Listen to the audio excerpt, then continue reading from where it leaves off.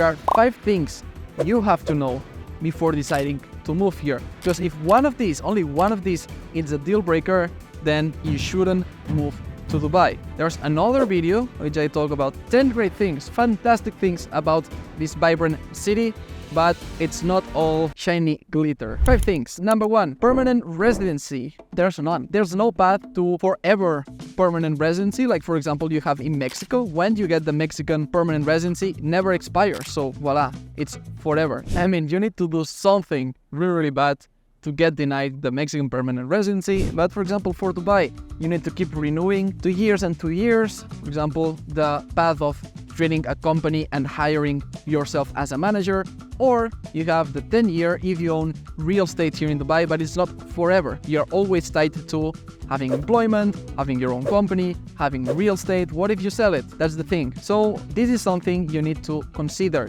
Also, to renew it, to keep maintaining this, you need to consistently come to Dubai. So you need to fly here once every 6 months at the time of shooting. Maybe changes in the future, but for now there's no permanent residency and it's almost impossible. UAE passport if that person is not born here.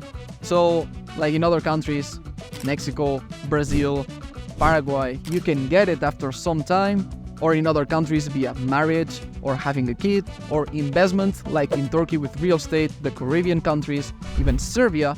Well, no path to citizenship in the UAE. So can create a bit of instability for some people that you don't have a guarantee that you'll be able to enter and exit the country whenever you want. Number 2, Dubai is extremely hot, ladies and gentlemen. As you can see, this weather, yeah, you need to consider that outdoor activities, especially in summer, June, July, August, it's just hell. It can be hell for a lot of people. It's like living in a constant sauna when you are outside. So that limits you a little bit, and if you don't bear this heat, then, well, you're gonna live basically from AC to AC, different buildings, the AC of the taxi, but you're gonna be very limited. Another downside, number 3, nature. Lush nature, trees, well, nothing. You're in the desert, which is paired with the second downside. You have a great climate in winter, but in summer you might want to travel to Europe, for example, Italy, France, Spain,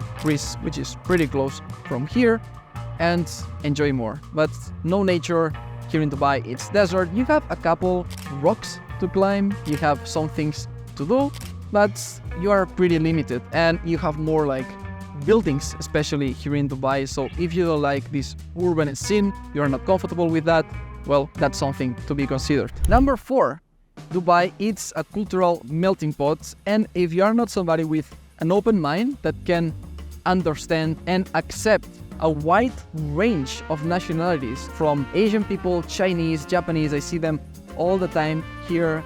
African people also come to Dubai. You have native people from Middle East, you also have Russians, Eastern Europe. You have a melting pot of nationalities, and you have to be open-minded for that. If you just want one type of people, you just want to interact with, let's say, 90% locals, well, then Dubai is not for you. Number 5 is that Dubai, the UAE, does not insure your money in the bank accounts. If you want the protection that we should see what happens if big banks default in Europe and the United States. But in theory, gentlemen, in the EU, you have 100,000 euros insured, and in the United States, you have $250,000 as well insured by banks. Here in the UAE, none of that. So it's a bigger risk, and you need to trust more the private managers and founders and board of directors of the banks. Plus, there's no taxes that are going to pay for free healthcare and the roads.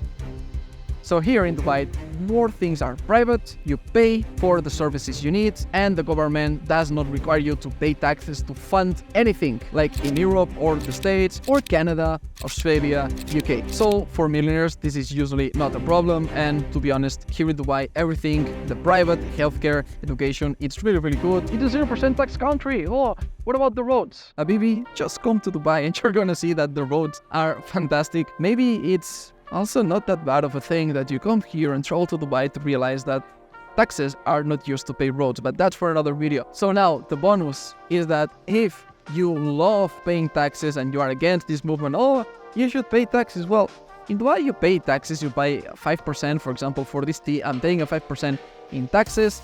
I'm also paying, if I buy real estate, a 4%. So if you are a type of person that believes in that everybody should have rights and things covered, then Dubai might not be the place for you. Honestly, it's better to come to Dubai if you have money and if you can sustain yourself. Since this video is towards wealthy individuals, I'm not gonna mention that, yeah, Dubai is expensive, because that to you, it's more of a feature that selects the type of network, the type of individuals that come to Dubai. So boom, you have people that are driven and made for business and making money. But if you don't have the budget, let's say $10,000 a month or $5,000 a month, well, Dubai, it's not like Latin America, other videos that you've seen in this channel. So that could potentially be a downside, so that's why I included in this video.